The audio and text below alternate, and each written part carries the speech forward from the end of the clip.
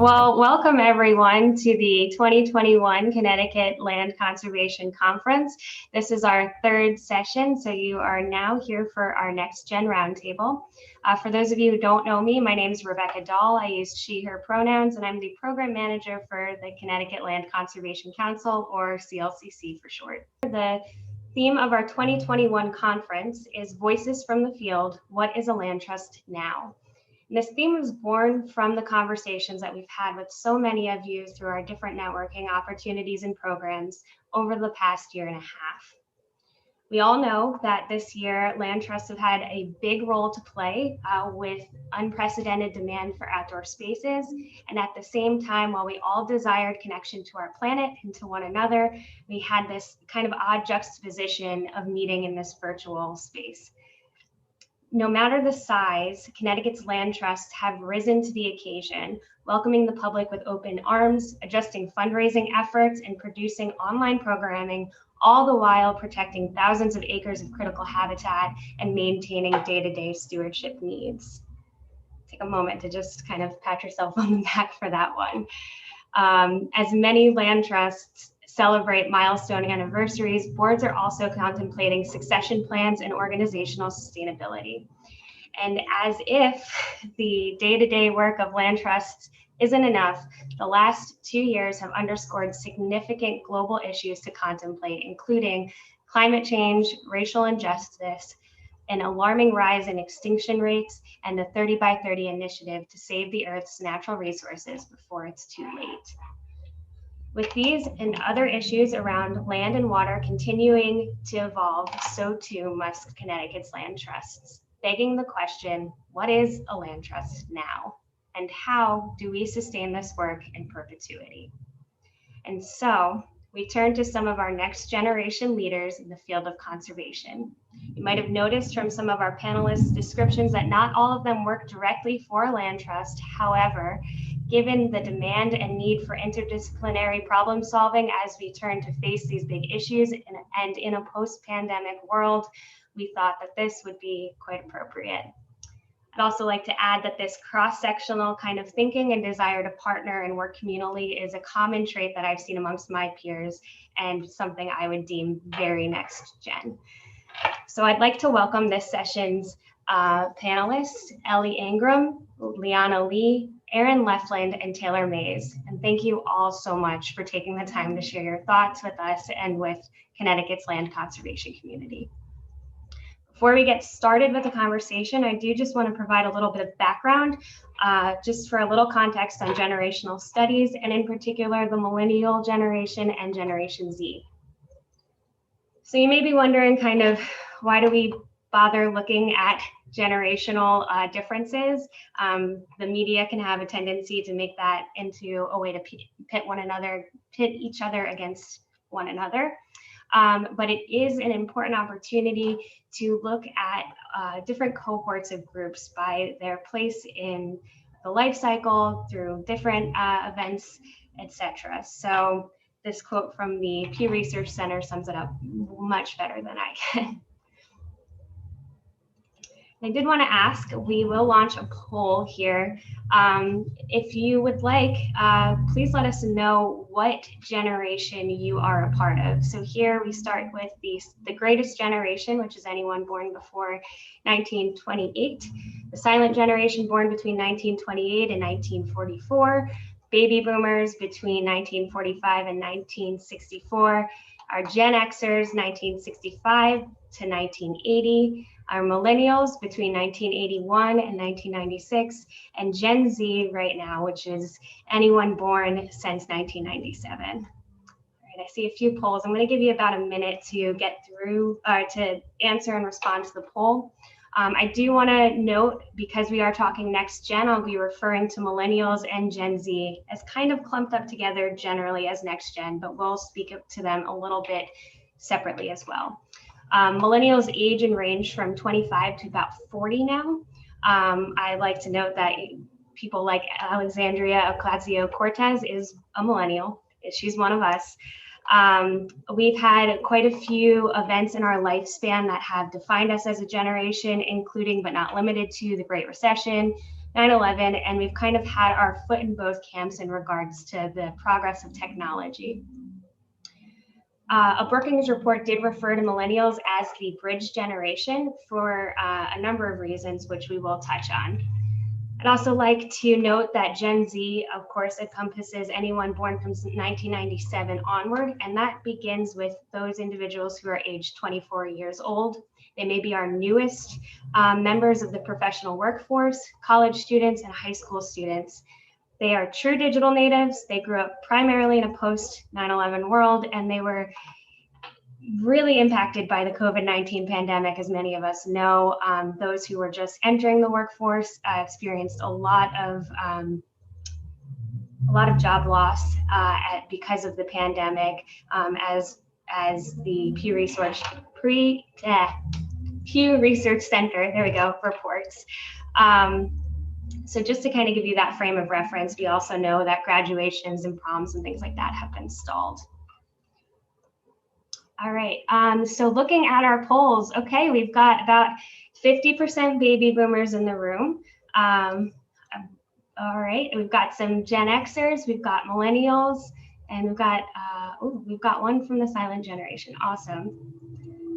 Thank you all for participating. I did try to give you the out of being young at heart, but I appreciate your honesty and candor there. So you may be wondering, again, why talk about generations? I love this article from the Washington Post, but really I love this quote. The fact is that multi-generational decision teams are more effective. In this, they were 2 times more likely to meet or exceed their expectations. And so just like diversity in all forms, having multi-generational input on your board, on your staff, etc., is incredibly important. Finally, I did just want to point out, I am sourcing a lot of this material from a report I was fortunate to co-author alongside the Land Trust Alliance, which was the Developing the Millennial Leaders that Land Trusts Need report. I will share a link with that with the recording for this as well. But some of the themes that came up when we surveyed millennials who work for Land Trust included relevance, diversity, and leadership and mentorship. And I think that these are especially appropriate given what has taken place and what we found during the pandemic. Our community connections are more apparent. The need for them is more apparent than ever, alongside with relevance and community connections, being relatable in regards to the discussion around climate change. And we love this tag of thinking global and acting local. And then just generally doing good. That is something that both the Millennial and Generation Z groups have shown, is that they want to do good. They want to do that in an effective, efficient, and impactful way.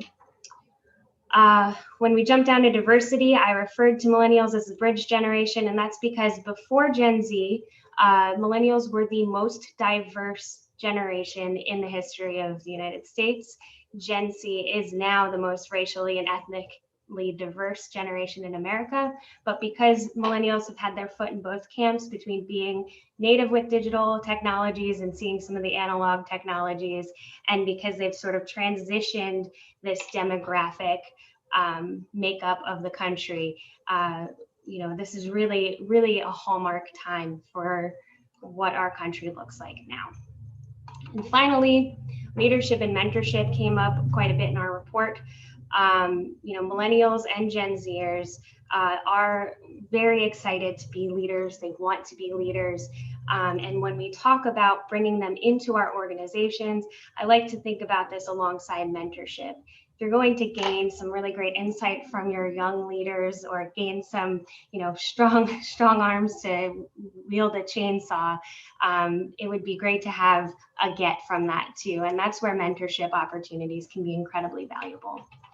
So with that, I'm a little over my time. I apologize. I am going to transition over to today's NextGen Roundtable participants, beginning with Ellie. So Ellie, take it away to introduce yourself, your organization, and your perspective as a young person. Thank you so much. And I am honored to be here today speaking on our panel, and I'll keep it pretty brief because I'm looking forward to hearing from everyone else's perspective as well. But my name is Ellie Ingram. My pronouns are she, her, and I am the Executive Director of Green Village Initiative. We're here on Paugussett land in Bridgeport, Connecticut, and we have 4 major programs, 23 school gardens, 12 community gardens, a youth leadership program, for the generation coming up after us, as well as an educational urban farm. And through our 4 programs, we're really serving to create a more just food system in Bridgeport through direct service, and also the work that we're hoping to do to actually change a food system into one that's more equitable and serving our community and run by our community. And so that work of our programs is supported through policy work. I know we're going to touch more on that and how our generation is pushing boundaries and pushing past ideas of how policy can and should look. But one thing that I'm really eager to talk about through is the way that our organization set up with tons of community partners and a lot of community input, an urban ag master plan that was passed through our city council here in Bridgeport in 2019. And urban agriculture is not always front and center when we talk farming, but it absolutely should be here in Bridgeport. As a lot of you already know, we're the most populous city in Connecticut, all based on just 16.4 square miles. So there's a lot of hunger, and we could look at those statistics all day and think of this as a problem that can't be solved. But what we're really doing is we're trying to change that narrative, because a lot of folks who live in our city understand that it is solvable and it will be solved by our people and for our people. My story, I do think of myself as a millennial. I do identify that way. I know that the survey that was put out says that some of us don't identify, but I'm actually quite proud of it. I began farming in my early 20s. And came back to my home city here in Bridgeport at 23 as a farmer to begin my work with GVI. You can see me proudly holding some multicolored carrots on our site that sits atop what was once a vacant parking lot. And over time, I managed 3 of our programs here at Green Village Initiative. And what you brought up before about mentorship is really how I came to be executive director of our organization last year at 28. So this past year has been spent navigating a pandemic, working with a really young staff made up almost entirely of millennials. But also I've been doing that work really guided not only by mentors that are in the age brackets, the generations that are above me, that are bringing me perspective from their experience, but also I pretty shamelessly ask for advice from a lot of those amazing Gen Zers, the Zoomers, as they're called. Because I think that's really important, and that's how my work is going to be informed moving forward. So I'm looking forward to hearing more from the rest of the team. Essentially, our organization is positioned to support BIPOC and urban farmers.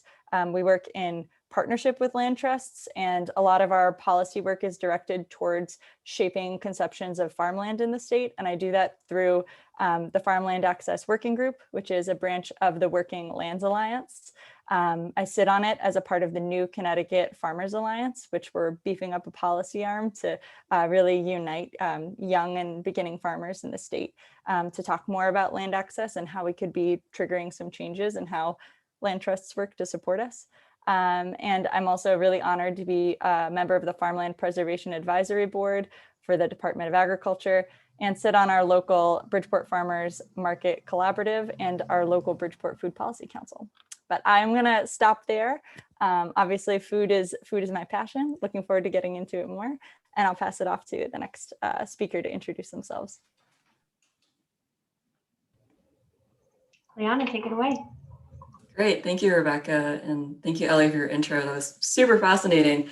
So hi, everyone. My name is Liana Lee. You can both see me and the photo of me on the screen. And can we go on to the next slide? Awesome. Thank you. Oh, and the next one. Yep. And I'm also a millennial. As you can see, I put that nice and loudly on the slide. I'm also very proud of it. Much like Ellie, I use a she series of pronouns, and I'm zooming in from Abenaki Lands in southern New Hampshire. So I'm not actually based in Connecticut. I currently am the Chief Program Officer at TerraCore. We are an AmeriCorps affiliated environmental nonprofit with programs in Rhode Island and Massachusetts, about 60 AmeriCorps members in total, serving with various environmental orgs and increasing capacity. Hopefully, funding pending, which we should find out about later today, so please send us some good luck. We'll be able to launch a very strong AmeriCorps program here in Connecticut as well, with about 19 members.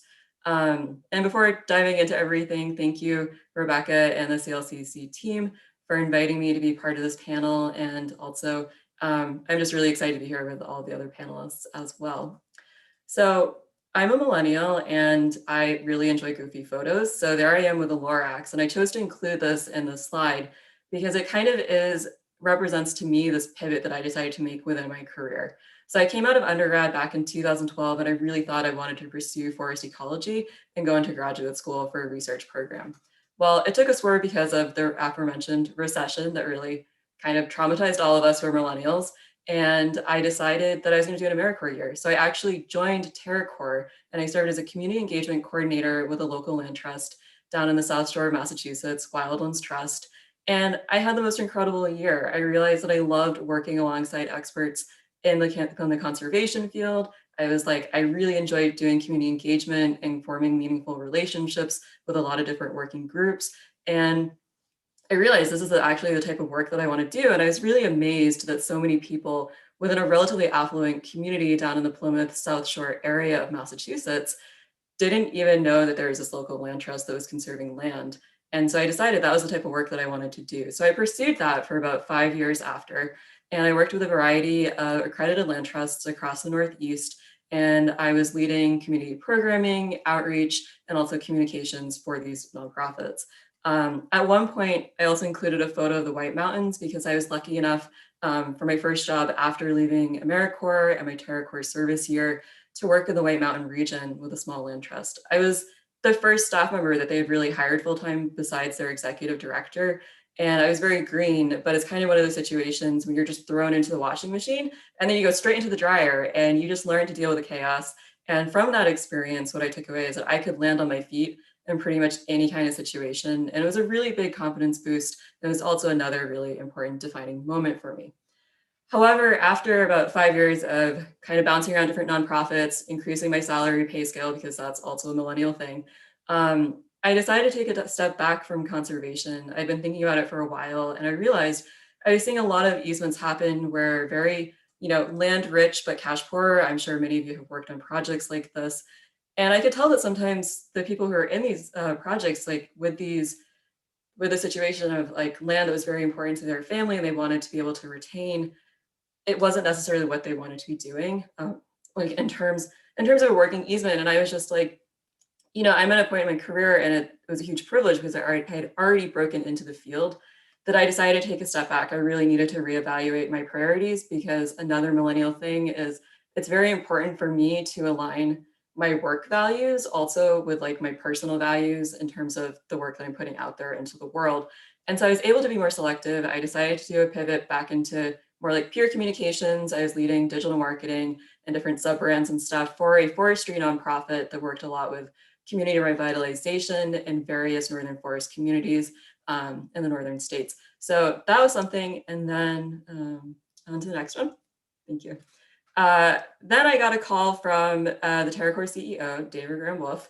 And at the time I was serving in the board of directors for TerraCore.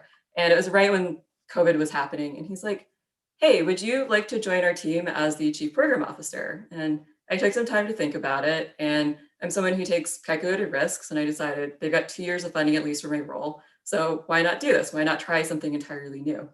And one of the reasons I said yes is because Dave always had been a huge advocate and mentor for me throughout the early stages of my career. And one of the big roles at TerraCore is we are supporting emerging professionals and leaders in this field. And a TerraCore service year can hugely be instrumental in launching someone and just getting their foot in the door, because I'm sure for the millennials in the room, you know how hard it is to just get that first opportunity where you can even add that line item to your resume to say that you work in land conservation. So it also was an opportunity for me to work on a team of people within the environmental field. about half of which identify as Black, Indigenous, and other people of color. And having been in a lot of spaces and organizations where I was the only representation as a person of color, it was tremendously important for me to have that experience and to also be able to bring that into the work that I'm doing and putting out into the greater world.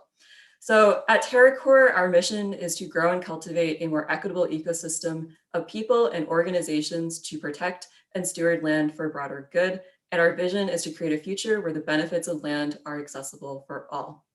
Next slide, please, Rebecca. Thank you. So who do we serve?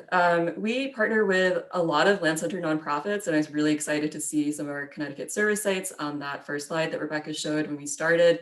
We're working in different spaces, like a lot of land trusts and type things, partnering with those types of orgs, as well as sustainable agriculture and food justice, to bridge the gap between urban, rural, and suburban land movements that have historically been segregated by socioeconomic divides. And then another group that we serve really closely are our TerraCore members. They're actually the ones who are out there in the, in your states and stuff, executing on all these really exciting capacity building projects for your nonprofit. And through their year with us, about 11 months, they also gain a lot of professional leadership training, development, and hands-on service opportunities to gain much needed skills within the conservation sector. Next slide, please. So one of the things that Rebecca had asked from us was just to kind of include something about our own perspectives from the field as young professionals. And here I just listed out some things. I also was a co-author on that 2019 report with Land Trust Alliance about the need for millennial leadership. And something huge for me has been mentorship. I've actually had more mentors outside of land conservation than within. So it's really important when you're first starting out and you're green that there are people who are there helping you learn and develop those really much needed professional skills. I would also say that leadership is hugely important. How do you choose to comport yourself? How do you lead a team? How do you navigate challenging situations? Anyone who is just starting out will be observing you closely, and your actions speak volumes in terms of what they realize that they can do when they're navigating different power dynamics, and also how they want to lead once they move on from your organization. Another thing for millennials or NextGen is feedback is really crucial, not only the good positive feedback, but also the feedback where it's like, let's evaluate, is there something we could have done to improve this more? And walking through that, because if someone isn't hitting the mark in the work, they deserve to know that so that they can course correct and not just during an annual performance review. Other stuff, and I'm speaking solely as a woman of color right now, is representation is hugely important when it comes to diversity, especially racial diversity. And a lot of my roles, like I mentioned before, I've been the only person of color, and I'm hugely aware that as a chief program officer at TerraCore, it is so important the work that I'm doing, because even if I might not have that direct conversation with a member who is a member of color, they are seeing me in a leadership role and also leading a team and making critical decisions for this organization that are then impacting them. And that is a deeply profound thing to experience, because I didn't have much of that in the early parts of my career. The other thing is millennials and Gen Z, we really enjoy and appreciate being encouraged by people. And also livable salaries and benefits are really important too, because otherwise you cannot afford to stay in your role and then you have to move on. And that is all that I have. Thanks, Liana. Yeah, no, thank you so much. We are, I'm sure, going to dive into at least half of that list. Moving on to our next panelist. Let me get my slides working. There we are. We have Aaron Lefland. Take it away. Hi, everyone. I'm Aaron Lefland. I'm the executive director of the new Canaan Land Trust. We're located sort of down on the little tail of Connecticut in Fairfield County. I've served in this role for 4 years, and I'm thrilled to join all these folks on this webinar and learn from them and hear from you all. So I too have put together a few slides. I'll let Rebecca fast forward a bit. Just about my background, I started out, I guess I've always loved the outdoors and things like that. I mean, I was an Eagle Scout back in the day, and was always camping and hiking and things like that. But I really kind of learned that you can make a career out of this when I was fortunate to participate in the, it was called an environmental field semester in undergrad at Brandeis University. In that semester, I got the opportunity to see sort of how land conservation happens and also how conserved lands are used in different applications, whether they be providing recreation or forest products or just being conserved for habitat, or what I really like is sort of how you balance all those different values. And so that's really where I first kind of opened my eyes to that. After that, I worked for a nonprofit called Land's Sake, and also did some internships at the Harvard Forest and Highstead, which is in Reading, Connecticut. And I got a lot of hands-on experience with those, doing everything from forest ecology research to active forest management, and sort of, realized that I really like the research side of things. Sounds like Liana, maybe it took me a little longer to realize that that wasn't where I was going to end up, but ended up going to grad school, where I studied forest ecology and forest management, and thought that's where I was going to end up, sort of continuing on in academia and go for a PhD eventually. But right out of grad school, literally the I think 2 days after I graduated, started with the New Canaan Land Trust, and I've really enjoyed my time here. It's been really interesting to sort of see things. I mean, Connecticut's sort of this weird landscape where we have everything from very rural communities to very suburban and urban communities, and I sort of get to work in the middle of that, a suburban community. I think I've got fast forward at the Land Trust. So the Land Trust sort of has three buckets of what we do. I guess I'll start off by mentioning the little subtitle there. We are an accredited organization. We have 400 acres that we manage. 350 of those are fee lands, and another 50 are conservation easements, with a few pedestrian easements mixed in. So the three sort of buckets that our organization works on is conservation, stewardship, and engagement. And so conservation is sort of what we're all familiar with, actually going out and protecting the land. But the Land Trust has really seen a sort of renaissance, or at least my Land Trust has seen a renaissance over the last about 10 years, where 10 years ago we were conserving land and just setting it aside, leaving it, not doing anything with it. And I was fortunate to come in at a time where the board was starting to think about what could be done with our land and what resources it could be providing for the community, and thinking of the land as an asset for the community that we serve, not just something that we protect and leave alone and do nothing with. So with that, we really bolstered our land stewardship projects, doing everything from creating better habitat through things like meadow restoration projects and plantings, but also building trails and giving our community places to recreate and access to nature, which was somewhat limited in our town. Even though it's sort of a woodsy town, it's almost all privately owned on these big lots that nobody except the owner has access to. So for us, creating access has been an enormous part of our growth and sort of resurgence within the community. And the last year in particular, it's been incredible to see how many people are still just discovering the New Canaan Land Trust's properties and trails. The last bucket there is community engagement, and that's a whole range of things that we do, ranging from lectures and internships. The photo that I have featured here is actually a photo from a project that we did collaboratively with our another art organization in town called the Carriage Barn Art Center. We developed this program called the New Canaan Sculpture Trail, where we effectively used our preserves as sites for artists to do outdoor art installations. And so just another way of sort of using land creatively and maybe providing access to nature for folks that might not typically go out there but are more interested in the arts. So those kind of things are really what we've been focusing on, using land creatively, making sure that we're being a resource for our community, and for the native habitat and wildlife that live there. Head on to the next slide. My role at the Land Trust, I'm the executive director. I'm the only year-round staff person. I'm really fortunate to get support during the summer months from a program manager who runs our internship programs. And this year we created a land steward position who is helping us kind of maintain the properties and do property inspections and things like that. But for the rest of the year, I'm sort of doing it all, planning and coordinating all of the operational activities, all the projects and all the programs. During the summer, I oversee staff. During the rest of the year, I oversee our contractors who are working on different projects for us, whether it be trail building or mowing or anything like that.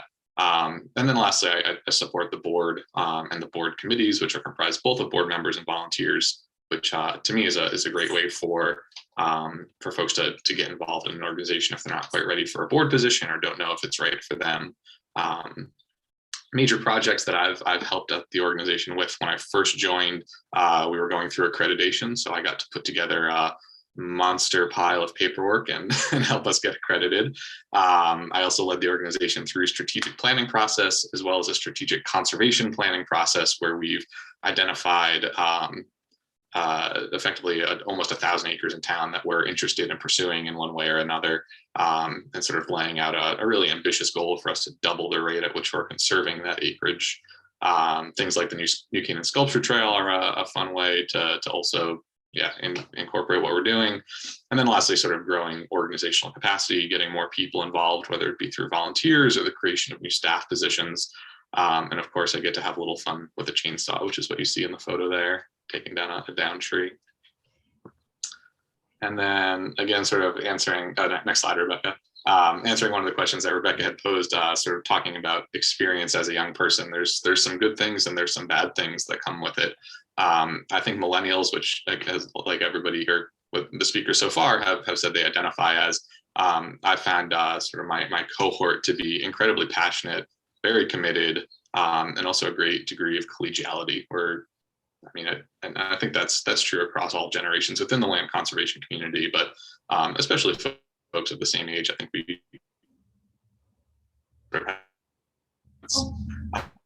I think Liana said this a little bit too, like an eagerness to get things done and make an impact. We really want to do stuff and make a difference, and we're passionate about this. And one of the things that I've sort of touched on earlier is just using conservation as a way to address broad issues or systemic issues, whether it be security or just access to nature or any other sort of big problems we're having. With that, there's also some not so good things about being a young person in the field. I really struggled with imposter syndrome when I first took the job, just not thinking that either I was qualified or that the executive director position being given to somebody so young. So I hope that's something maybe we'll talk about in our conversation a bit.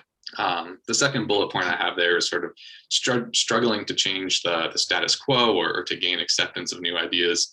I've been very fortunate in my position at the New Canaan Land Trust that my board is very open to new ideas and thinking differently. I'm also a board member of another conservation nonprofit who I won't mention, I'm not representing them today, where that's not the case. And I'm the youngest board member by about 30 years. And anytime I bring up a new idea, it's very much an uphill battle. And so part of being young and having new ideas is trying to find a way to effectively both communicate that, but also rope people into those ideas and gain support for your ideas. And then my last point here is similar to what Hannah mentioned, inequitable compensation. I think it's an issue across all nonprofits, but it's the environmental and the conservation field is not exempt from that. Being able to retain talented folks requires paying them appropriately, and being able to recruit talented folks means paying them appropriately. And if we want to have a big impact and we really care about the work that we're doing, we'll be finding ways to pay people the right amount to keep them in this field. So I think we're going to get into a lot of this later, so I'll stop there and hand it over to our next speaker. Thanks, Aaron. Yeah, we could have a whole conversation up for probably more than 90 minutes on just that piece. But last but not least, I'd like to introduce Taylor Mays. Taylor, go ahead and take it away and tell us about yourself. Yeah, thank you so much, Rebecca. So my name is Taylor Mays, and I do communications and field organizing for the Connecticut Roundtable on Climate and Jobs. I started out, I don't have like a big background in environment. I kind of started in undergrad. I went in there very interested in political science, and I kind of stumbled upon environmental studies, which was a new major at the University of Connecticut at the time. And something my friend was interested in, and I knew like I was being kind of pushed to have a background in STEM, and I really was drawn to the interdisciplinary aspect of the major. So yeah, I kind of like hit the ground running and got really invested in it. I did like a bunch of kind of more climate focused internships during undergrad, which was really fun. I did one at Circa, one at the City of Hartford Sustainability Office, so things in that kind of area. And then once I graduated, I landed this job here, and I've been here since. So I graduated in 2018. I will say that in undergrad, I was very involved in the African American Cultural Center there. And through my political science side, I focused a lot on Black political thought. And so the natural intersection that I came across was environmental justice. And since then, that has become a really big passion of mine. So kind of like adjacently to my work at the Roundtable, I've been organizing a group called the Black environmental activist movement, or BEAM for short, which is probably my favorite passion project I've ever taken on. And kind of like just pulling from different perspectives and of Black people that are working in the environmental field and what those issues kind of look like. So yeah, I'm also a millennial. I was born at the tail end of 1996, so barely made it, but I'm proud to be a millennial for sure. And yeah, I'm trying to think if there's anything else. I feel like you have a lot of good questions for us, so I'll let you take it away. All right, excellent. Thanks, Taylor. I am gonna just add that you are a board member for CLCC on top of all of many other things. So just wanted to make sure that was well known. And again, just so appreciative to have you all here today. Let's get started. So we did say we would start with Erin on this question. Essentially, what drives you to be, a young conservationist in the various roles you take, whether that's a staff member, a board member, as an executive director, and what challenges do you face? Yeah, I touched on this a little bit with my bio. For me, it's just been something I've loved for my entire life. I mean, I grew up in Connecticut, camping in the woods, hiking in the woods, probably getting into trouble in the woods. And so being able to be a part of conserving that for both my use, but also for future use is really important to me. And that's what drives me. It's just sort of this innate connection that I have with the environment and with sort of these special places around the state. In terms of maybe in a volunteer role, I mentioned I'm on a board. Part of what drives me there is also just sort of giving back. And so there's I wear different hats as an executive director, which is sort of a paid position. And I give as much as I can in that position, but there's being a board member for a different organization is sort of another way, maybe a more relaxed way of giving back to this cause that I really care about a lot. I touched a little bit on this, so I won't repeat too much, but challenges that I face as a young executive director or a young conservationist. I think there's a new wave of younger folks getting involved in conservation, but to me, one of the biggest challenges is that a lot of organizations are still governed by or led by predominantly older white, both men and women. I guess the boards that I work with are pretty diverse in terms of gender, but and so not that that's inherently a bad thing.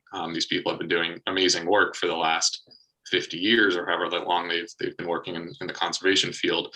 But being able to bring new ideas into a space is really important, and something that I think organizations that sort of have been doing the same thing and it's kind of been working for them, but aren't accepting potential new ways of looking at things or changing the way that they're doing things, are really going to hinder themselves. And organizations that are really good at least considering new ideas, if not implementing them, are the ones that are really dynamic and making changes today. And so for me, that's been one of the challenges. And again, that I'm really fortunate in my organization that that's not the case. But again, the organization that I'm on the board of, it's a completely different atmosphere, and there's a lot of that's the way we've always done it.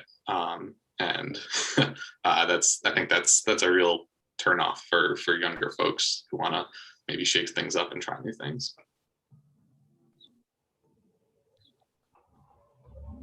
Anyone else want to dive right into that? I know I saw some reactions, some facial tics to that's the way we've always done it. I think we've all heard that, and so jump on in. Yeah, I can jump in. So one of the reasons, I work anywhere is for the paycheck, because I need to pay for my life. So that is definitely part of it. And that gets back to like, does the job have a good salary? Is it a thing where like I can afford or like save for my future, pay off student loans, all of that good stuff. And like what really drives me to be, a staff member and kind of like a conservation adjacent type organization is that this work is so important. And I do see the need for new leadership to come in. I mean, I think about succession planning, and I'm sure a lot of other orgs are also considering that, but these are people who are so passionate and they really want to be doing this work, and they want to figure out a way to be there in those rooms, and they want to learn from you. Like, they want to learn from you so badly. Like, they're just like, how does an easement work? Like, they want to understand all of this, and they want an opportunity to really be in the thick of it and to like assess whether or not this is the career pathway that they want to follow. And they're so smart, like the TerraCore members and just the other, like my friends and past colleagues and people that I've worked with who also identify as Gen Z or as millennials. And so I think that energy is so important for that to be there. And I also really see, I have a team of about 4 people at this point, and in managing them and stuff, it's like showing them like the type of leadership that I wish I had seen at certain phases of my career, and also be really being there to support them and support their careers as they're progressing. I think some challenges for young conservationists actually, and it's something that I don't think is talked about enough, is that there's a really high risk of burnout because you're asked to wear so many hats at an organization, and because you're so aligned and you care so deeply about the mission. And there's also this added pressure of wanting to perform and doing really well and gaining the respect of like the board members and your executive director or your direct supervisor, that sometimes you go a little bit too hard. And I bet everybody has been there where you're like, I probably should take a vacation, but I feel like I have too much work, and so I'm going to not take that vacation. And I think another thing for young conservationists, and agreeing absolutely with everything, Erin, that you just said, is like, it is really hard sometimes to get your ideas across or for people to listen to you. And so you end up strategizing in like the most outlandish ways to like get the earworm into someone so that they're thinking about it. And then maybe they'll talk to that person, and then you can get this idea for programming or something that you want to have happen actually take place. Another thing I think is there's not always a lot of room for growth within an organization. What I mean is tied to that is like salary and changing of your position title. And sometimes the work stops being challenging in the way that you've been doing this programming year after year, you've been doing this stuff, and you're just ready to move on. And so like, how do you continue to engage people who are really talented, and that perhaps if given other opportunities for growth and maybe like, you know, you're able to increase their salary more than just like 3% a year, then they'll stay, and they'll stay with you for a number of years, you know, even like 5 or 6 years potentially. So I think those are a lot of challenges that conservationists, like young conservationists, are facing within the field. I can jump in too. I feel like I relate a lot with what you're saying, Leanna, about, especially about representation. So for me, I feel like intersectionality is like a big part of the reason why I joined the CLCC board. Definitely encouraged by one of my friends and mentors, Doris, who's also on the board, and just understanding like how important it is. Like, even if I don't, like I mentioned earlier, I don't have a background in conservation, and I didn't really grow up like super identifying as an environmentalist, but having entered the space, having begun working and developing a passion, I understand how important it is for me to start learning these things and entering into these spaces for the sake of my own community, and being able to pass on the knowledge and understanding, and just being able to better represent them by learning about it. So, but I think it is difficult when you approach these spaces and they are predominantly white, or predominantly white and male. It can be a bit intimidating to feel like you're the only one that can kind of like speak to your own community, and then feel like you're kind of going against the grain. It's very uncomfortable, even though it's something that I'll always do anyway. But I could see why people would be turned off from it. People that look like me would be turned off from entering into those spaces because it's a little bit daunting and scary. So yeah, I just feel like, yeah, just really grateful for the opportunity to join the board, even as a novice, and be able to learn. So. Thank you so much for sharing that perspective, Taylor, because it is like, I mean, we're all sitting, I think one thing that I find really interesting about this roundtable is it's essentially asking us as NextGen millennials to be really vulnerable and share what this feels like. And I think that's really cool, but I'm so grateful that you're sharing your personal experience, and you as well, Liana and Erin. And I really align with a lot of the challenges that you're talking about, like on a very I hold a lot of privileged identities with being white and cisgendered and having had some degree of higher education. And yet nothing really will push you out of something or begin the process of having you think maybe I should not be here than being shut down in a meeting, because or bringing up a concept and not having the jargon to like express it because you haven't had 20 years of experience and then being interrupted. And I think like these are small things that like our generation talks about as microaggressions, and I've been told makes us too sensitive. But quite frankly, when they add up, which they frankly do for us when we are on multiple boards and wearing multiple hats and are getting close to that burnout point by really trying to prove ourselves and strategize to do even really basic work, it adds up and it can push someone out of a system. But I think that one of the things, in addition to some of that invisible labor and hidden labor that we're doing just to be in those spaces, and the invisible labor that also gets tacked on us, at least in my experience being on some boards in the past, being asked to do all of the tech work, or it's so easy for you to XYZ for us. Those things are a lot, but one of the things that have kept me in spaces have been these, and I know we're going to get into this a little bit more, is just having folks acknowledge that it happened.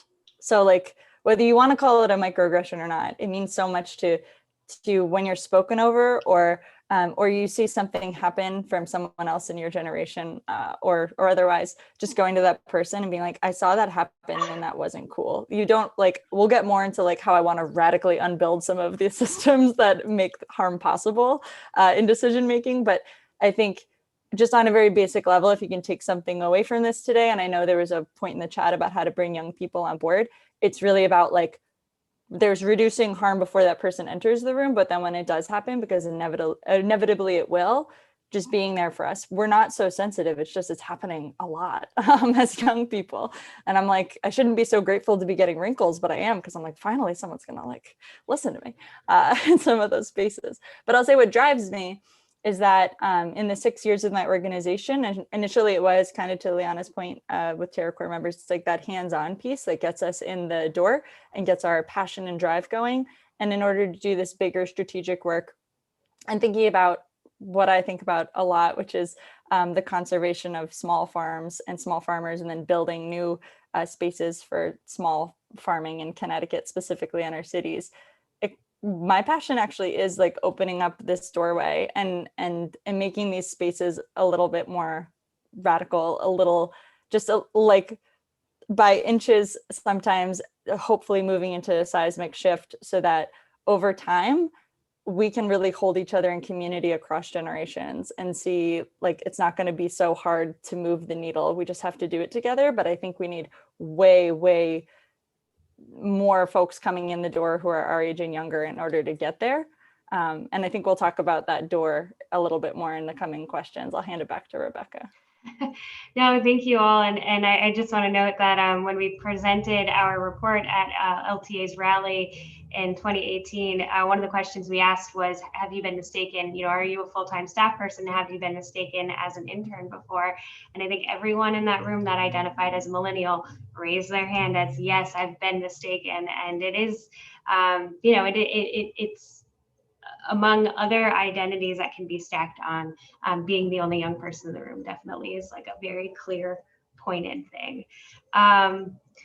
So, I mean, I would love to build on this conversation. I think I'm kind of circling around, I guess, a couple of thoughts here. And one is I would love to talk a little bit more about imposter syndrome and what that means, because I think it's a colloquialism created by millennials, probably. I also want to just give a brief shout out to Yao Darko, who is CLCC's Sandy Breslin Conservation Fellow, because he actually wrote an article on imposter syndrome for our blog. So please check that out. But does someone want to kind of jump in and describe sort of what that feels like, what that means? And, you know, and yeah. I'll stop my talking there. Sure. Yeah. I mean, I think I mentioned it in my intro first. For me, it was yeah, it was sort of being the youngest. I mean, I was the only staff person and effectively the first staff person for the organization, and had a lot of the skills that they were looking for, but also didn't have some of the skills they were looking for. So it was a lot of sort of second guessing. Being the executive director, you have to have multiple hats and multiple skill sets. And I didn't go to business school. I didn't know how to use QuickBooks. So like for a year, I was just petrified to do financial stuff because I was afraid I was going to mess something up or make it look like I was routing money somewhere or something like that. When that's really kind of irrational. And part of that is just learning how to ask for help when you need it. But I think there is a degree of, I mean, if you're the youngest person in a room, you sort of assume that the older people have more experience than you or know more than you. And in some cases, that's going to be true. I mean, it's New Canaan. I have a lot of finance people on my board, but none of them have a degree in forestry like I do. And so for me, it was sort of balancing that, like knowing where my strengths were, knowing where my weaknesses were, knowing how to ask for help, and over time, sort of getting comfortable with the role that I'd been assigned. But yeah, I mean, it's tough. I struggle with it still sometimes. So you can't just solve it, unfortunately. I definitely deal with imposter syndrome too, especially like it happened a lot when I first started my job, like coming right out of college. I'm like, oh, I shouldn't be able to be at this level or have this much responsibility with an organization when I just graduated. So it's something that you kind of have to hurdle over. And I think that there's another element of being a woman too. I think that a lot of the times we think that we need to be perfectly qualified for everything we apply for and do, when in reality, that's not the case. A lot of the time you should be kind of having this growth curve where you can actually grow within the organization, but it's a little bit scary when we feel underqualified. So there's that added perspective too that we kind of have to deal with as young women. But yeah, and I think even with the board, being on the CLCC board, I feel it a lot, the imposter syndrome thing, because I'm mostly listening most of the time. But I think, again, it's just important for like us to be in those rooms and learn about these things so that when it's our time, we'll have that experience and knowledge and perspective. So, but definitely have felt that.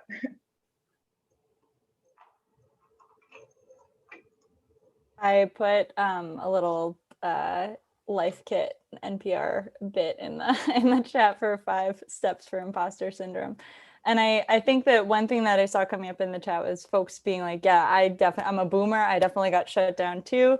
And so like, I think it's important that like, I feel and understand that like everyone throughout time has faced imposter syndrome. It looks differently and it presents really differently across generations. But I think what makes it really particularly interesting in the millennial generation is that this is compounded with the really weird space that we're in of we're feeling like an imposter, but we're also usually not making enough money to pay our student loans. So like that is really different from feeling like an imposter, but having security, or feeling like an imposter, but like realistically, I'm going to have to live with roommates for a lot longer. So there's stresses in my life that that might not have occurred in previous generations when they were at my age and really, cutting their teeth in a career. So I think there's just like a little, I'm not trying to, what's the word I'm looking for? Like, I want to acknowledge and name that, like, I know that these are experiences across generations, but I think the value of having us in the room talking about it is expressing how it is showing up differently. And I'd say that when it comes to imposter syndrome, that too, really, it comes down to folks on the other end of it, understanding that this is existing, whether that young person is showing up saying, I have this or not. And there's ways that it can be combated before they get to the point of having it really like crack their self-esteem by naming, hey, it occurs and I'm ready to be a mentor. And how can I be like of service to like boosting your confidence? They seem like small fixes, but they're not at all when we need it. Yeah, I absolutely agree with that. Just like a kind word or acknowledging that you saw the incredible amount of hard work that someone dedicated to a project. You can coast on that for like 3 months if you need to, if you're in a situation where you're not feeling that great about yourself a lot of the time, or you're just like kind of nervous in situations. And I really associate imposter syndrome with just feeling small and feeling like you want to kind of recede and you want to protect yourself, and being worried when you're entering that situation that you're going to make a fool of yourself or your organization. And it definitely has changed throughout time within my career. So like I am hugely an introvert. Public speaking is not really my like happy place, but I do it for my job, and it's something that's really important that I've learned how to do and like do as well as I can. And so I think like part of managing it, especially if you have like a staff person who's a little bit quieter or something, is not like asking them if they have imposter syndrome in a room full of other people, but like in a quieter space in a one-on-one, it's something that we can be a little bit cagey about, just because we don't want to be like, oh, like we think we're incompetent, but you should definitely give me a larger project to test out like my new skill set on. So there's a lot to it, and it just kind of exists. It's not like always maybe the thing that's like front of mind, but it's pretty continuously there to a certain amount, kind of like a computer program that's just running quietly. And it's just, again, like that support from people and being told, like, even if you did mess up, like the ways that you can improve, and being compassionate and thoughtful about that can do a lot to like boost someone's self-esteem and just keep them excited about wanting to continue to do the work and continuing to show up. Because no one is, no one wants to feel small. Like we all want to feel like we're seen and that we're contributing and that our work is important. Thank you all. And I do want to continue to encourage folks to put comments in the chat, or if you have questions that come up along the way, or, anything like that. I love the support that's coming out of it. Thank you. There's just a lot of empathy to be had here.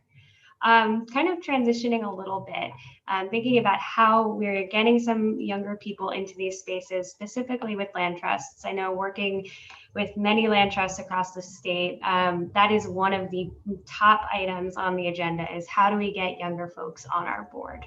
How do we get them involved with our organization? How do we connect with them?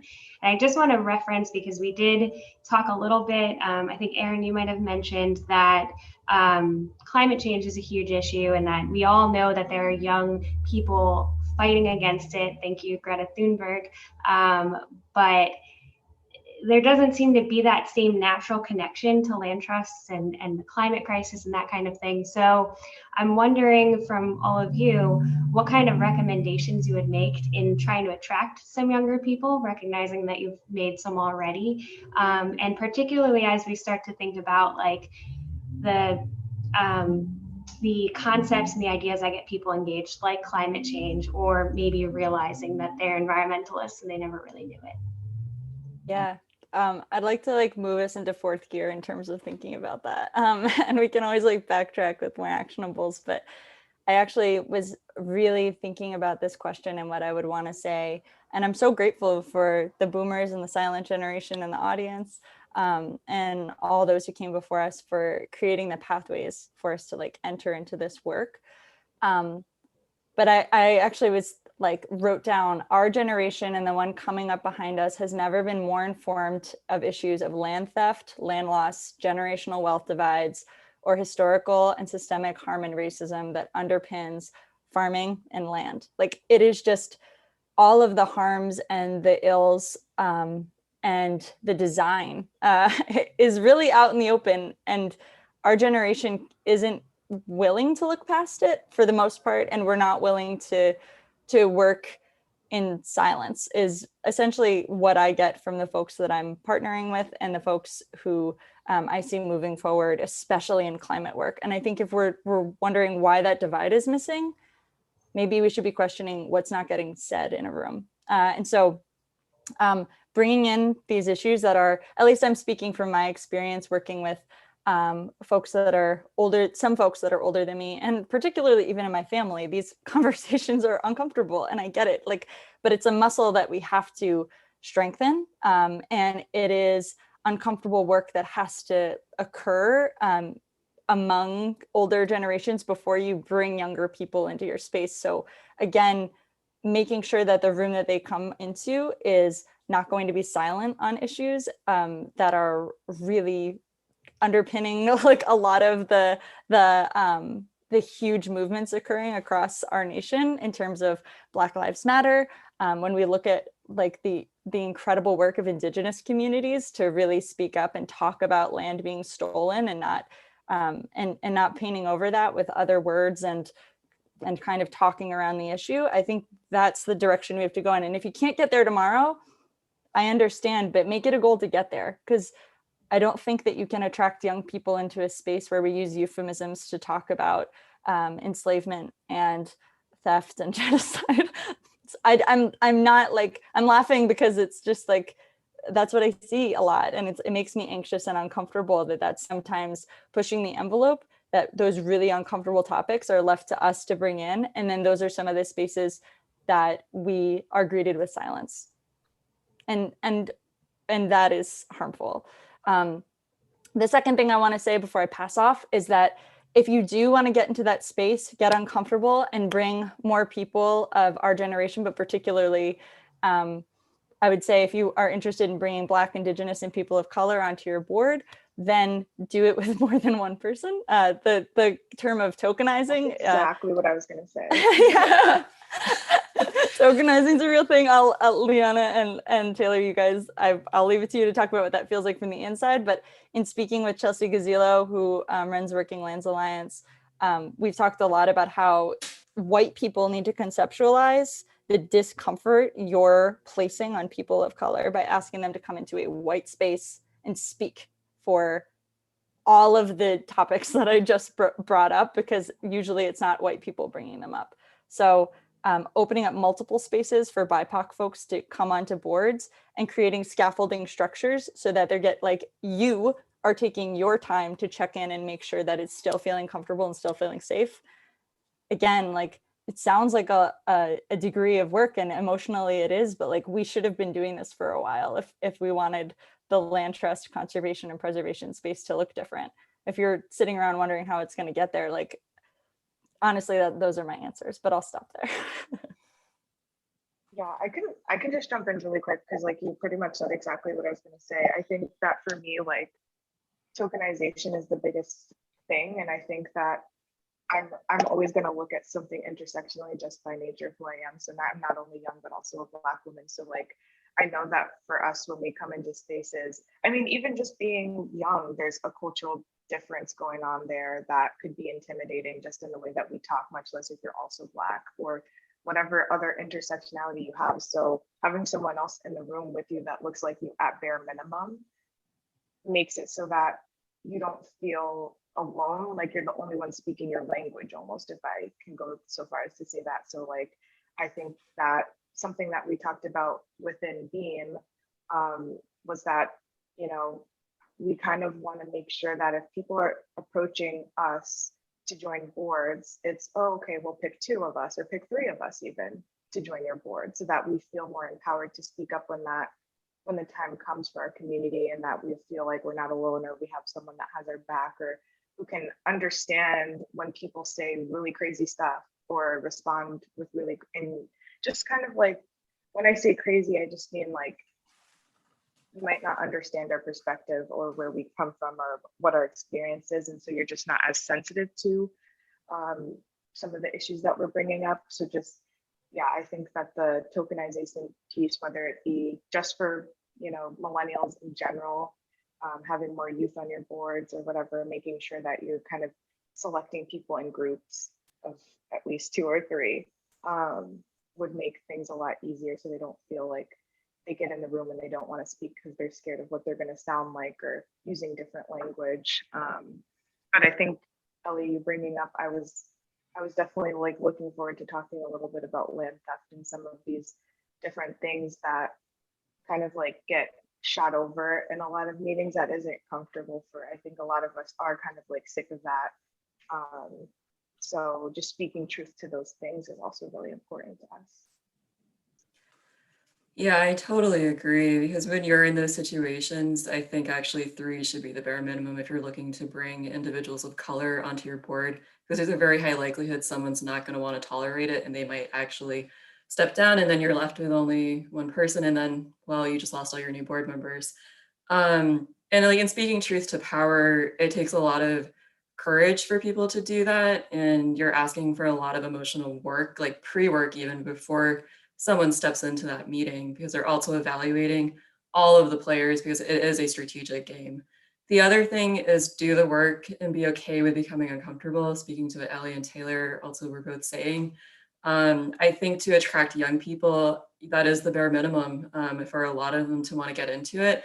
A lot of us, like echoing what Aaron said, like I'm an avid camper and hiker, backcountry skier, I cross country ski, I ice skate, I do all the things outside. And I love doing that. But I also recognize there's this incredibly sad and violent history too that's related to land and deeply tied with the American conservation movement. But I also recognize, I think too, in tandem, we have to see that there's joy, that there's been resistance, and that there's incredible community that's been coalescing in the background. But if you're not willing to acknowledge that, and you can't hold both of those things like simultaneously, it'll be so hard to have a frank conversation with anyone young who wants to come on board. And referencing back to all the stuff we mentioned before, this entire panel of how hard it is to bring a new idea up, if you can't even say the words diversity, equity, and inclusion or social justice in a meeting, like I'm honestly probably not interested in showing up at this point, because it's like, why do it? There are other places in which I can do this work. So I think that's part of it. I also think in terms of like other actionable stuff, it's very clear communication if you're bringing people on board. What is the culture of this organization? What are the expectations around the role of what you're asking for someone on a board? And spending time with them too. I think the relationship building aspect is deeply important to NextGen individuals. And it also should be as well for you if you're asking someone to dedicate time. I think it's, it's give and take, like Rebecca was saying before. So investing in the relationship is also hugely important. I think that is one way that you can kind of increase trust and open up to vulnerability and some of these really challenging conversations. The other thing I would add is hire consultants to navigate the DEIJ work with you. Like you should not put that on a couple of volunteers of color or staff or board members that you're bringing in. I'll just add into just thinking of some things maybe folks can implement right away in their organization. I know a lot of boards tend to have sort of a giving requirement for younger folks who are still paying off student loans and unfortunately working at not always the greatest paying jobs. That alone can be a deterrent for not joining a board, because you think you're going to be expected to give $1,000 or $5,000 or whatever size organization your is each year. I've also seen other organizations adjust their meeting time and meeting format for board meetings. So some of them will provide childcare for board meetings so that working parents can bring their kids to board meetings, leave them there, and not have to worry about getting a babysitter just so that they can come to a board meeting. So yeah, think about, I mean, if boards are traditionally older, probably retired folk, you just have a different schedule and a different degree of freedom than younger folks or parents or other potential board members might have. And then the other thing I mentioned just really briefly is sort of the role of committees. And so at my organization, we've done a good job of using our committees as sort of a feeder system for our board. And so the idea of joining a board might be overwhelming to somebody who's in their 20s or 30s because they associate it with being sort of something that older or retired folks do. But committees are a great way to get folks involved, and most boards don't require committee members to be board members. So if you have a stewardship committee or an events committee, get some young folks involved, and maybe they can only commit a couple hours, but over a year or two, they'll realize this is where they want to spend all their volunteer time to join your board. So a lot of these things are effective ways to just look through the lens of a younger individual who you might be trying to recruit. Yeah. And just to piggyback off that, Aaron, it also gets to this other point that we don't normally talk about, but the land access movement is one that's like typically better educated and higher income, and the really hands-on obvious things like getting childcare or compensating sometimes for travel or Zoom, like that kind of thing, can help us attract more people that are working class or lower income who should have just as much a say in the work that we're doing, but typically are excluded from these opportunities. So it's not just about our age bracket. I think we're just looking for opportunities to democratize the whole space for all of us. I appreciate you saying, oh, go ahead, Taylor. I was going to say really quickly, I was going to jump in off of something that Aaron said, triggered the thought, but making sure that your mission, the mission of your organization or your land trust is reflective of the values of the people you're trying to attract, essentially. So if you want more younger people, make sure that your website and your communications and your mission is reflective of the interests of younger people, and or the interests of Black people, or the interests of XYZ, so it doesn't feel like, again, you're coming into a space and having to push against the grain to, but rather they're coming into a space that's already welcoming of their values and who they are. So yeah, I mean, the first thing any millennial does is go on an organization's website, and if your website is built in 1990 and hasn't been updated in 6 months, we can tell. And you're probably not an organization we want to join, because it's just not the way we operate. Well, then you're going to be signed up to update their website. And, yeah, well, you're going to become the webmaster. Yeah, are you or are you not on Instagram is usually the internal question. Yeah. No, that was Taylor. I'm so glad you made that point. I just wanted to echo really what all of you are saying, and that, you know, if you're looking for community input too, thinking about those considerations of food and childcare access and all of that. So I'm being mindful of the time. It is 1:14. This makes me sad because we've got 15 minutes left and I could listen to you all forever. I want to ask one more question, and then I do want to turn it over to Amy to let us know if there's any questions that have come through the chat. But the question I'd like to ask you all now is a little bit of a little heady one. What do you think land ownership, land conservation, and land use will look like in the next 20 to 30 years? And factoring in some of those conversations that we've started to brew up around the land back movement particularly. Yeah, this is where I was going to actually talk about some of those histories about land theft, and yeah, especially I'm specifically thinking about the Black community, but of course also with the Indigenous community, land theft is a really big thing that they're pushing and fighting for, getting their land back. But I think for me, the vision is a conservation movement that's anti-racist at its core and is acknowledging histories of you know, some of the things that happened post-slavery. So there was obviously like Jim Crow and segregation, but land was promised to a lot of Black people after slavery, and those that did get it, a lot of the time it was stolen, and a lot of them were farmers. And again, there wasn't a lot of checks and balances going on. So and I did a little bit of research about it in college because I was looking into the lack of diversity within the environmental movement. And I do think that land ownership is a big part of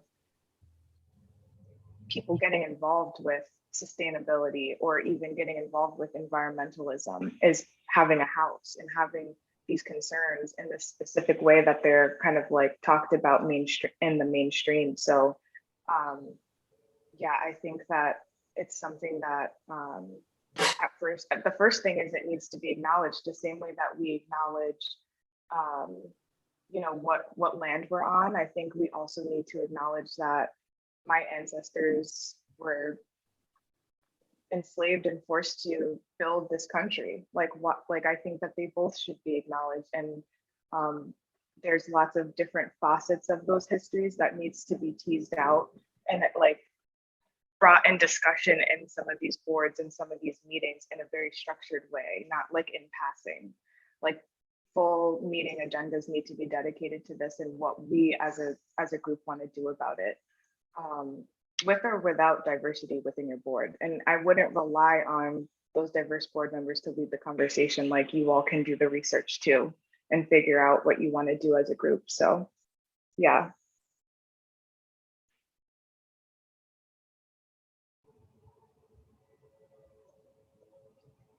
I feel like we all are just, I mean, I know I'm agreeing with Taylor, and just thank you so much for sharing your perspective. It was, you know, that was just so succinct and perfectly stated. Anything to add on where you see the land conservation, land ownership kind of movement moving, whether it's in regards to land back or elsewhere?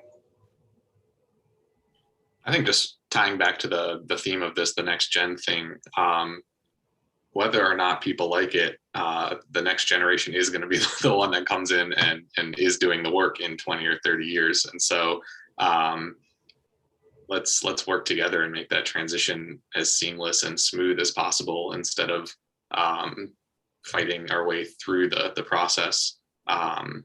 Eventually we're going to be the crusty old board members, and we're going to have whatever the generation born 20 years from now is telling us what they think. But I think just the dialogue is really important, and getting rid of sort of preconceived notions about what a boomer is or what a millennial is, or just working on that individual level, because at the end of the day we all want the same thing most likely. I mean, there's going to be discrepancies about how land should be used, or acknowledging past racial issues or indigenous lands or things like that, but we all want to see more land protected. We, for the most part, all want to see a greater access to that land. And so if we can tie in different ideas and different social movements and different different uses of land, again, talking about recreation and food systems and all that, the more progress we'll make. And one of the questions we didn't get to talk about was sort of the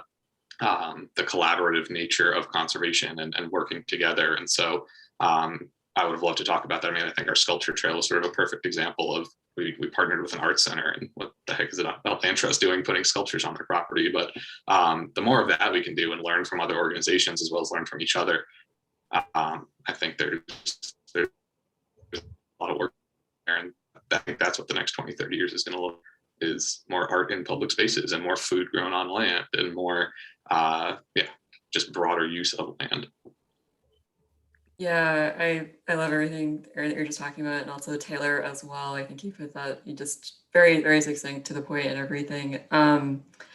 The thing I kind of see in the future is right now land is extremely expensive. Like, a lot of prices have been driven up by COVID-19. So millennials right now are not purchasing in the way that maybe we would like to be purchasing. And there's going to be a delay. Also, there will be kind of the transfer of intergenerational wealth, whether that is land-based or cash. I think that also is going to inform some of the decisions and choices that will happen within the conservation movement in the next 30 years. And then it's also like, how is the succession planning happening right now? Who are you bringing into like that inner circle of decision makers and players within your organization? And are you setting them up and having those conversations of like, maybe one day we could see you being the director of stewardship, we could see you being on the board as like the board chair or the executive director, perhaps even. So I think it's thinking about all of that stuff, doing the deep strategic work, getting into the spreadsheets, but also on the other hand, acknowledging the history of land and like the movement within this country. A Netflix show, if you have Netflix, that I would recommend is actually High on the Hog. It's incredible if you're invested in food, but it also, it's not only cotton, it's like Carolina Gold rice, like that built a lot of the wealth in this country. And it's really messed up. And it opened my eyes to certain things because I did not realize that about like the food history and how intertwined it is. So even through simple things like that you can do on your own, you can kind of start taking little steps along this pathway. And even if it's scary to you, that won't change necessarily until you start thinking about why am I afraid of this? And just kind of sitting with it a little bit and starting to make that forward progress, because it happens internally before you can bring it into that external circle of your organization and the greater world at large. Liana, before we forget this thought, do you mind typing that into the chat, the film or program? That'd be awesome. Oh, Christina's on it. Amazing. Sorry, I want to just make sure, Ellie, I know you've been a little quiet on this question, that you have space to.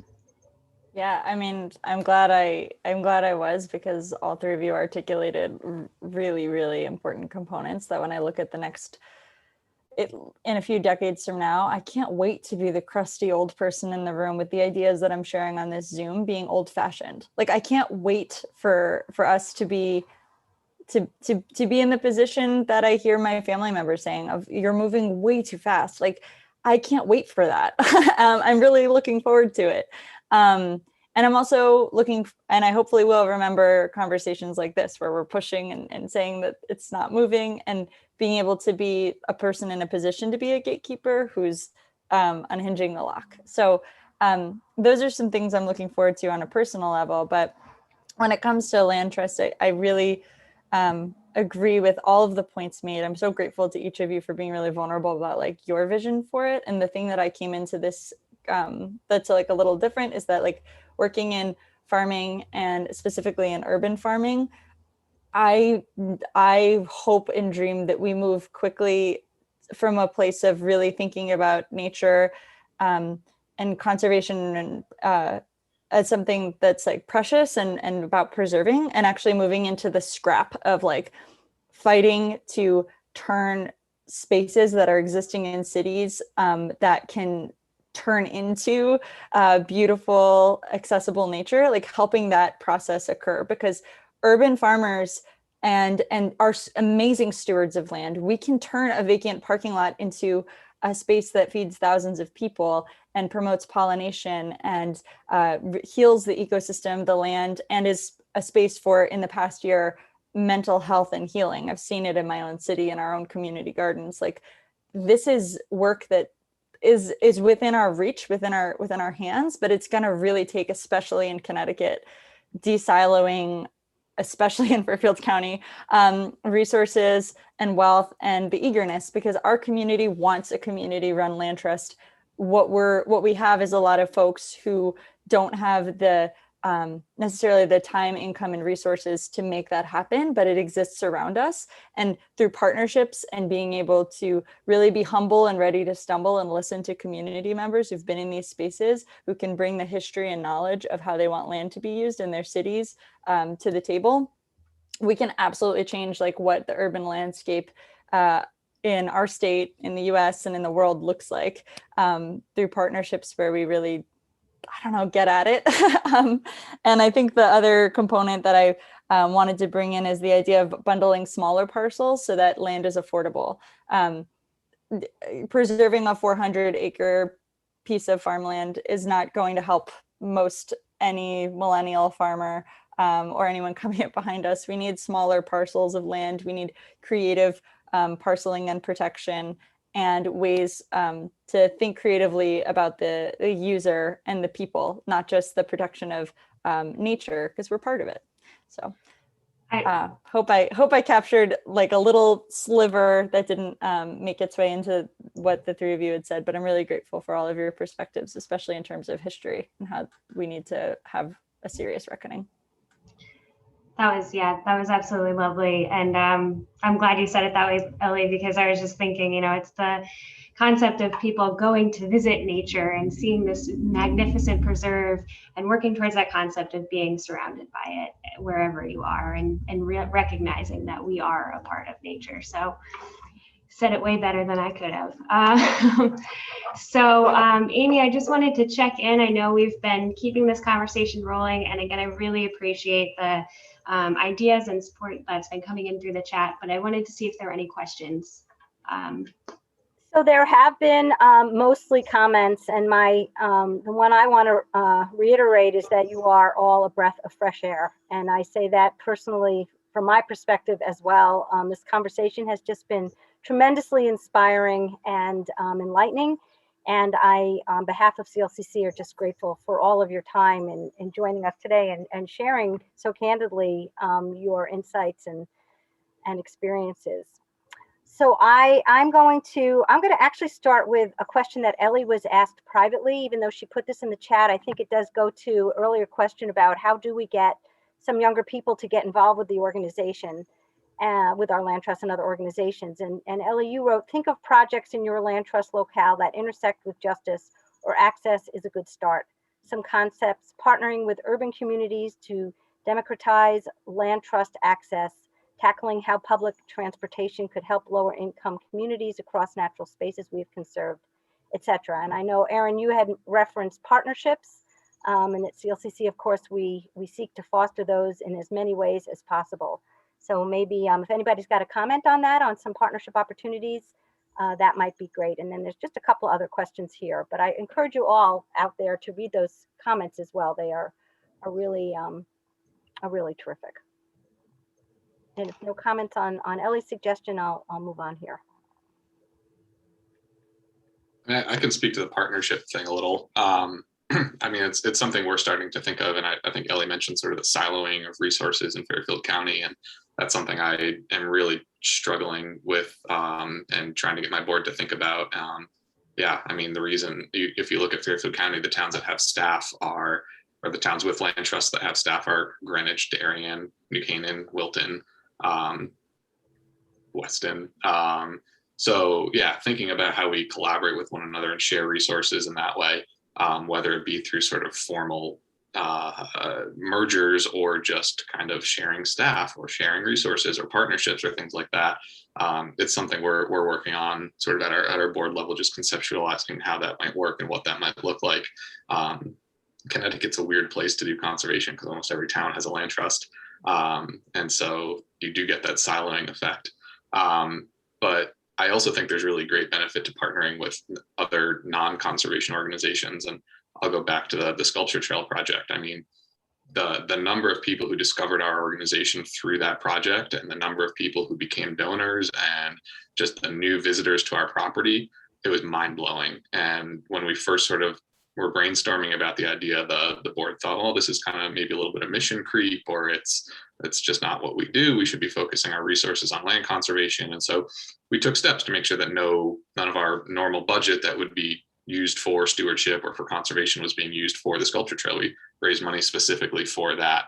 And going forward, I mean, there was just so many positives that came from it that it's going to just be tied into something that we do maybe every other year, every fifth year.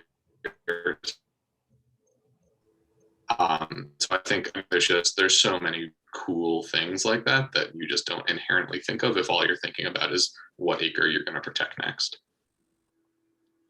And I'll add on too, I feel like that's like justice work, like thinking about the redistribution of resources in that area.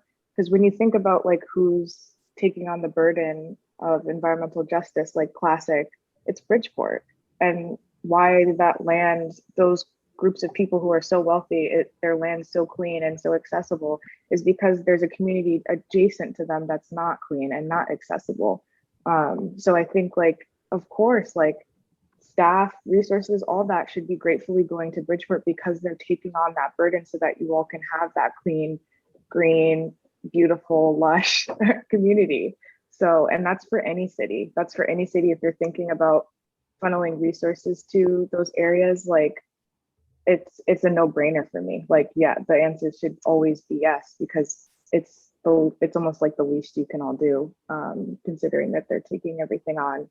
And I think that the art piece that you're talking about is essential too. I think that art and activism, and I just think like creativity in general is a big thing for millennials. Like the age of TikTok and these cute little videos and Instagram, like they love that stuff. Like I love that stuff. And I think they're drawn to it because it's a form of expression and there's so much going on, and it's almost like a calming thing too. Like it's therapeutic to have art mixed in with these different things that we want to engage with. So continuing to think creatively will definitely bring in new partnerships. Like that's 100% right. So yeah, that's what I'm gonna say. I'm really excited by what you're talking about, Erin. So yeah, that project, I'm so disappointed I didn't get a chance to get down there, but I was so happy we did feature it in our Love Your CT Land Trust newsletter, which if you're not on it, please sign up.